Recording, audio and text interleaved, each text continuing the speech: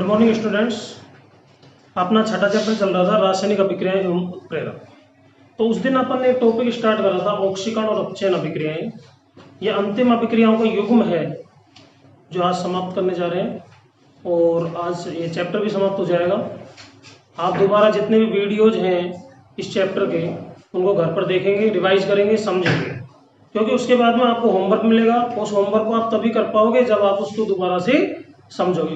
काफ़ी दिन का गैप भी बीच में पड़ गया था लॉकडाउन के कारण, तो सारे वीडियोस को आपको दोबारा देखना है, समझना है हर एक अभिक्रिया को, और फिर जो होमवर्क आपको मिलता है उसको आपको करना है। तो आज हम ऑक्सीकरण और अपचयन अभिक्रियाओं के बारे में डिस्कशन करने जा रहे हैं। वैसे तो एक जो बेसिक जो परिभाषा थी वो उसने बता दी थी। ऑक्सीकरण, ऑक्सी मतलब ऑक्सीजन, करण मतलब जुड़ना, समावेश, यानी कि जिसके अंदर ऑक्सीजन का समावेश होता है, योग होता है, ऐसी अभिक्रिया को कहा जाता है ऑक्सीकरण। और इसका जस्ट अपोजिट कर देंगे हम, अपचयन बन जाएगा, क्योंकि ऑक्सीकरण और अपचयन अभिक्रियाएं एक दूसरे की अपोजिट होती है, विलोम होती है। तो जो चीज ऑक्सीकरण में है उसको अपोजिट करना है आपको। जैसे ऑक्सीकरण में किसी चीज का योग हो रहा है तो अपचयन में आप उसको कह दो कि निष्कासन हो रहा है, तो वो अभिक्रियाएं बन जाएगी ऑक्सीकरण अपचयन अभिक्रिया। ओके, तो देखिए ऑक्सीकरण और अपचयन अभिक्रिया में बेसिकली 5 परिभाषाएं आती है। अब इनको अंतर भी कह सकते हैं। एग्जाम में क्वेश्चन कैसे भी पूछा जा सकता है कि ऑक्सीकरण और अपचयन में 4 अंतर लिखिए, 5 अंतर लिखिए, कितने भी लिखवा लेगा अकॉर्डिंग टू मार्क्स। जैसे 2 नंबर का क्वेश्चन है, 3 नंबर का क्वेश्चन है, आपको ये 5 अंतर आने चाहिए।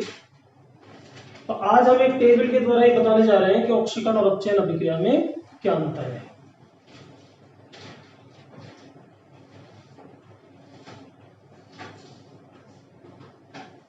ऑक्सीकरण अपचयन, ऑक्सीडेशन एंड रिडक्शन। पहली परिभाषा तो वही है जो हमने उस दिन लिखी थी। इसमें ऑक्सीजन का क्या होता है, योग, क्योंकि नाम ही इसका ऑक्सीकरण है। इसमें ऑक्सीजन का समावेश, समावेश को अपन योग भी कह सकते हैं, होता है। और अपचयन में इसमें ऑक्सीजन का निष्कासन होता है। पहली परिभाषा ये। एग्जाम्पल आप देना चाहो वहीं से दे सकते हो। ऑक्सीजन का योग जैसे C+O2 क्या बना, C, ठीक है। ऑक्सीजन का निष्कासन, इसी अभिक्रिया को रिवर्स करके लिख सकते हो, या और कोई एग्जांपल दे सकते हो, MgO, Mg+O2। MgO magnesium oxide एक यौगिक है और उससे प्राप्त हुआ मैग्नीशियम प्लस ऑक्सीजन। तो यहां पर ऑक्सीजन निष्कासित हो रहा है, यहां पर ऑक्सीजन का योग हो रहा है, ठीक है। इसको संतुलित जरूर कर लेना। यहाँ ऑक्सीजन 2 है, यहाँ 1 है, तो यहाँ पे 2 लगा दोगे। अब मैग्नीशियम नाराज हो गया, यहाँ पे 2 लगा। ये संतुलित रासायनिक समीकरण हो गई। दूसरी परिभाषा है हाइड्रोजन के अकॉर्डिंग। हाइड्रोजन के बेस पर हम किस तरह से डिफाइन करते हैं ऑक्सीकरण अपचयन को, कि जिसमें हाइड्रोजन का निष्कासन होता है।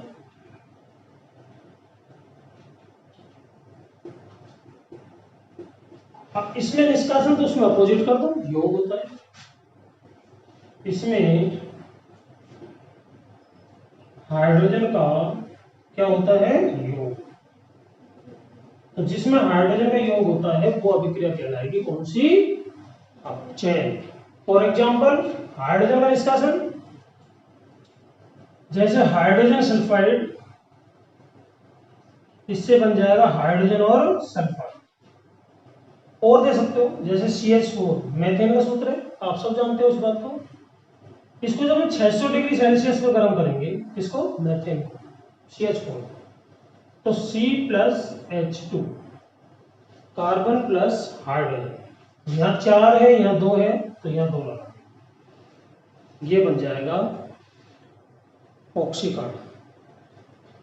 इसमें हाइड्रोजन का क्या हो रहा है, योग वाला एग्जांपल लिखते हैं, जैसे H2 प्लस एस, क्या बना H2S। इस अभिक्रिया को लिखा जा सकता है C प्लस H2, क्या बना CH4। तो हाइड्रोजन का योग, हाइड्रोजन का निष्कासन, ये नंबर 2 परिभाषा हुई ऑक्सीकरण और अपचयन। ठीक है, अब चलते हैं नेक्स्ट। सभी ध्यान से देखें इसको, इसके बाद मैं मिटाने जा रहा हूं। ऑक्सीजन का योग ऑक्सीकरण, ऑक्सीजन का निष्कासन अपचयन, हाइड्रोजन का निष्कासन ऑक्सीकरण, हाइड्रोजन का योग अपचयन। अब तीसरी परिभाषा है ऋण विद्युतीय तत्व के आधार पर। नवी क्लास में आपको 2 प्रकार के टेबल बताई थी, धनायन और ऋणायन, अम्लीय मूलक और क्षारीय मूलक।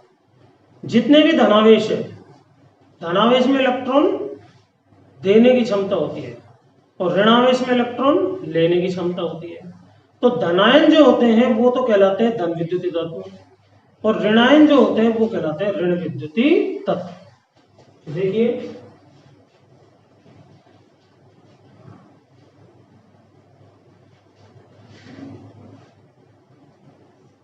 तीसरी परिभाषा,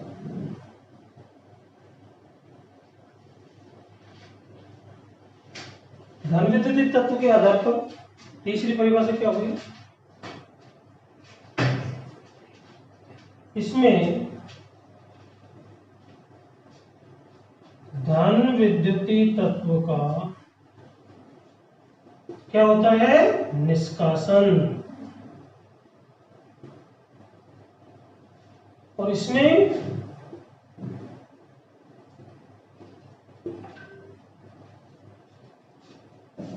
धन विद्युतीय तत्व का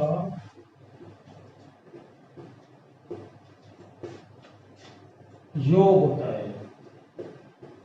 अपोजिट करना, निष्कासन की जगह योग कर दोगे, योग की जगह निष्कासन कर दोगे, क्योंकि दोनों अभिक्रियाएं एक दूसरे के अपोजिट है। तो इसमें धन विद्युतीय तत्व का निष्कासन होता है। तो धन विद्युतीय तत्व जैसे आपको बताया, जितने भी धनायन हो धन विद्युतीय तत्व कहलाते हैं। तो जैसे एक एग्जांपल लिया हमने Mg प्लस Cl2, क्या बना MgCl। मैग्नीशियम प्लस क्लोरीन, दोबारा देखें इसको, Mg+Cl2, Mg प्लस Cl, इसको उल्टा करके लिख दें Mg प्लस Cl2 MgCl। बच्चों एग्जाम्पल देना बिल्कुल आसान होगा, अगर आपको ये कंसेप्ट क्लियर हो जाएगा तो आप एग्जाम्पल, एक ही एग्जाम्पल को कई जगह दे सकते हो। अब मैं दोनों अभिक्रियाओं को समझाने जा रहा हूं, ध्यान से देखिए। इसमें धन विद्युतीय तत्व का क्या होता है, निष्कासन। अब ये यौगिक है MgCl, आप जानते हो Mg धन विद्युतीय तत्व है, Cl ऋण विद्युतीय तत्व है। तो MgCl2 से Mg और Cl2 अलग अलग हो गए, ठीक है। तो MgCl2 से Cl2 का बनना, MgCl2 से किसका बनना, Cl2। तो मुझे ये बताओ यहां से यहां तक में हुआ क्या है, निश्चित रूप से Mg का क्या हुआ है, निष्कासन। बताओ हुआ है कि नहीं हुआ है, बिल्कुल हुआ है। तो Mg का यहां पर निष्कासन हुआ है, ठीक है। Mg कैसा, धन विद्युत तत्व है, और यही परिभाषा है धन विद्युत तत्व का क्या होता है, निष्कासन। तो यहां पर Mg का निष्कासन हुआ, अर्थात धन विद्युतीय तत्व का निष्कासन हुआ, और धन विद्युतीय तत्व का निष्कासन ही कहलाता है क्या, ऑक्सीकरण। यहां पर देखिए जरा, Cl2 से MgCl2 बना, इसमें डिफरेंस क्या हुआ, ये ओनली Cl2 था, इधर Mg और जुड़ गया इसके साथ, ठीक है। तो यहां पर Mg का क्या हुआ, योग, Mg का योग। Mg कौन सा है, धन विद्युतीय, तो धन विद्युतीय तत्व का क्या हो रहा है, योग। तो धन विद्युतीय तत्व का योग होने के कारण यह अभिक्रिया कहलाएगी कौन सी, अपचय। राइट, समझ में आ गया होगा अच्छे तरीके से। इस तरह से हमें एग्जांपल दें। नंबर 4, यह है तीसरी परिभाषा। नंबर 4, इसमें ऋण विद्युतीय तत्व का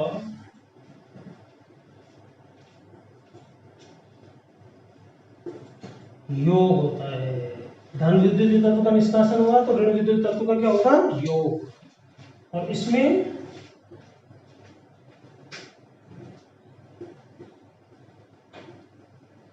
ऋण विद्युतीय तत्व का निष्कासन होगा, अपोजिट करना है। अब देखो इसी एग्जांपल को हम यहां पर लिखने जा रहे हैं। ऋण विद्युत तत्व का क्या है, योग, Mg प्लस Cl2 MgCl2, और इधर लिख दिया MgCl2 Mg प्लस Cl। ध्यान से समझे, इसमें ऋण विद्युतीय तत्व का योग है। आपको पता है ये ऋण विद्युत तत्व है, ये धन विद्युतीय तत्व है, ठीक है। Mg से MgCl2 बना, तो Mg से MgCl2 का बनना मीन्स क्या हुआ, इसमें Cl2 का योग हुआ, और Cl का ऋण विद्युतीय तत्व, तो ऋण विद्युतीय तत्व का क्या होना है, इसमें योग। इसलिए यह अभिक्रिया कहलाएगी कौन सी, ऑक्सीकरण। अब जरा यहां देखिए, देखो एग्जांपल वही है, इसको यहां लिख दिया, उसको वहां लिख दिया। एक ही एग्जांपल से आप पूरी परिभाषा लिख सकते हो अगर आपको कॉन्सेप्ट क्लियर है। यहां पर देखिए MgCl2 से Mg और Cl2 बना, अलग अलग हो गए, तो ऋण विद्युतीय तत्व कौन सा है इसमें, Cl2, धन विद्युतीय तत्व कौन सा है, Mg, ठीक है। MgCl2 से Mg बनना, आप इसको बिल्कुल छोड़ दो, इग्नोर कर दो। आप जरा इनको देखो, MgCl2 से Mg बना, क्या हुआ है इसमें, Cl2 का निष्कासन हुआ है। क्या हुआ है, Cl2 का निष्कासन, ठीक है। तो Cl2 का निष्कासन ही क्या कहलाएगा, अर्थात ऋण विद्युतीय तत्व का निष्कासन ही क्या कहलाएगा, अपचय। तो ये अपचय है, ठीक है। लास्ट और अंतिम परिभाषा इलेक्ट्रॉन के आधार पर, इसको इलेक्ट्रॉनिक अवधारणा भी कहते हैं। एग्जाम में बहुत ही क्वेश्चन पूछा जाता है, ऑक्सीकरण अपचयन की इलेक्ट्रॉनिक अवधारणा लिखिए उदाहरण से, इसको ध्यान समझें।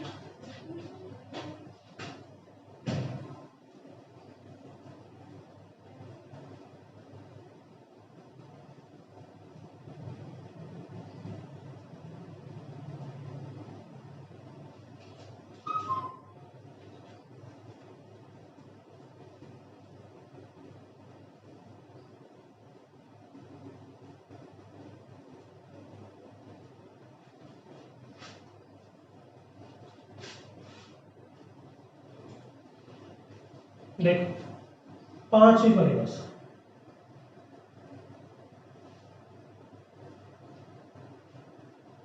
इसको कंप्लीट लिख देते हैं। पूरी परिभाषा किस तरह से लिखेंगे,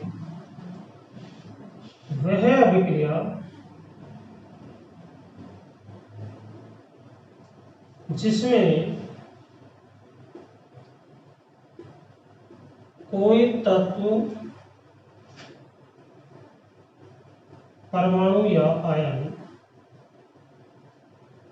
इलेक्ट्रॉन का त्याग करता है, ऑक्सीकरण अभिक्रिया कहलाएगी।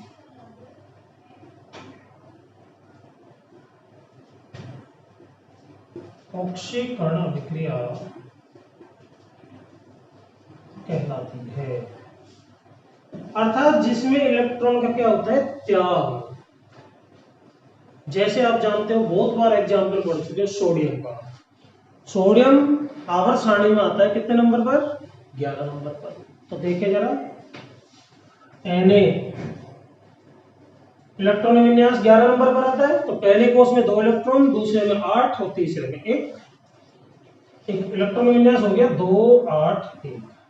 अब जरा देखें, इसमें अष्टक पूरा करने के लिए 2 विकल्प है इसके पास, या तो कोई इसको 7 इलेक्ट्रॉन दे दे, तब इसका 8 पूरे हो जाएंगे, एक तो ऑलरेडी है ही भाई कोष में, 7 और मिल जाए, या फिर ये अपना 1 इलेक्ट्रॉन त्याग दे।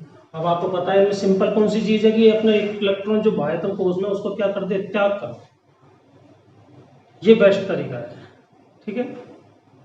तो ये क्या करेगा, अपना इस इलेक्ट्रॉन को त्याग कर देगा, ये इलेक्ट्रॉन त्याग दिया इसमें। अब इसमें जब त्याग करता है तो कौन सा आवेश आता है, धनावेश। इलेक्ट्रॉनिक विन्यास हो गया 2-8, देखो अष्टक पूरा हो गया इसका। पहले था 2-8 1, अब एक इलेक्ट्रॉन त्याग दिया, अब इलेक्ट्रॉन विन्यास हो गया इसका 2-8। अब भाइब्रम कोश में कितने इलेक्ट्रॉन है, 8, अर्थात अष्टक पूरा। तो यहाँ पर इसने इलेक्ट्रॉन का त्याग करा है, तो यह अभिक्रिया कौन सी कहलाएगी, ऑक्सीकरण अभिक्रिया, क्योंकि इसमें इलेक्ट्रॉन का क्या हो रहा है, त्याग। और अकॉर्डिंग टू डेफिनेशन, परिभाषा के अनुसार इलेक्ट्रॉन का जहां पर त्याग होता है वो अभिक्रिया कहलाती है ऑक्सीकरण। ठीक है। अब जरा अपचयन की बात करें। वह अभिक्रिया जिसमें कोई तत्व परमाणु या आयन इलेक्ट्रॉन ग्रहण करता है, इलेक्ट्रॉन ग्रहण करता है, वो कहलाती है कौन सी अभिक्रिया, अपचयन। इलेक्ट्रॉन कौन ग्रहण करता है, जितने ऋणावेश है, जैसे क्लोरीन। क्लोरीन आप जानते हो 17 नंबर पर आता है पीरियोडिक टेबल में। 17 में पहले कोष में 2 इलेक्ट्रॉन, दूसरे में 8 और बचा तीसरा, तीसरे में होंगे 7। तो इलेक्ट्रॉन विन्यास हो गया इसका 2 8 7। अब अष्टक पूरा करने के लिए एक इलेक्ट्रॉन क्या करेगा, ग्रहण कर लेगा। जैसे सोडियम ने इसका त्यागा इलेक्ट्रॉन, तो एक इलेक्ट्रॉन इसने ग्रहण कर दिया, प्लस मीन्स आ रहा इलेक्ट्रॉन जुड़ रहा है। एक इलेक्ट्रॉन इसने ग्रहण करा, इलेक्ट्रॉन विन्यास हो गया 2 8 8 और चार्ज कौन सा आ गया इसके ऊपर, माइनस। तो यहां पर ये इलेक्ट्रॉन ग्रहण कर रहा है। जिस अभिक्रिया में कोई तत्व परमाणु या आयन इलेक्ट्रॉन ग्रहण करता है वो अभिक्रिया कहलाती है कौन सी, अपचयन। इस तरह से ये 5 परिभाषाएं हुई ऑक्सीकरण और अपचयन की। ठीक है। एग्जाम्पल आप कोई भी दे सकते हो, जैसे मैंने यहाँ सोडियम का दिया है, आप मैग्नीशियम का भी दे सकते हो। जैसे Mg है 12 नंबर पर आता है, इससे अगला यौगिक है, अगला तत्व है। सोडियम के बाद आवर्त सारणी में मैग्नीशियम आता है, तो 2 8 2, ये 2 इलेक्ट्रॉन त्यागेगा। 2 इलेक्ट्रॉन त्यागने के कारण इस पर आवेश आ जाएगा +2 और इलेक्ट्रॉनिक विन्यास हो जाएगा 2 8। तो ये भी एक ऑक्सीकरण अभिक्रिया है। इसमें आप और कोई भी एग्जांपल दे सकते हो, जैसे हमने दे दिया किसका, कोई भी ऑक्सीजन का दे दो। ऑक्सीजन कितने नंबर पर आता है, आवर्त सारणी में 8, इलेक्ट्रॉनिक विन्यास हो गया 2 6। इसमें 2 इलेक्ट्रॉन लेने की क्षमता है, तो ये 2 इलेक्ट्रॉन ग्रहण कर लेगा। ग्रहण करने के बाद में इस पर चार्ज आ जाएगा -2 और ये हो जाएगा 2 8। तो कोई भी एग्जांपल आप इनके अंदर दे सकते हो। ये इलेक्ट्रॉनिक अवधारणा कहलाती है, जो मोस्ट इंपोर्टेंट क्वेश्चन है ये एग्जाम की दृष्टि से, कि जिस अभिक्रिया में कोई तत्व परमाणु या आयन इलेक्ट्रॉन का क्या करता है, त्याग, तो वो कहलाती है ऑक्सीकरण। और जिसमें कोई तत्व परमाणु या आयन इलेक्ट्रॉन ग्रहण करता है वो अभिक्रिया कहलाती है अपचयन। इस तरह से ऑक्सीकरण और अपचयन अभिक्रियाएं समाप्त हुई। ठीक है। आगे जो नेक्स्ट लेक्चर होगा उसमें हम अध्ययन करेंगे उत्प्रेरक के बारे में, जो अंतिम टॉपिक है इस चैप्टर का। Okay, thank you very much.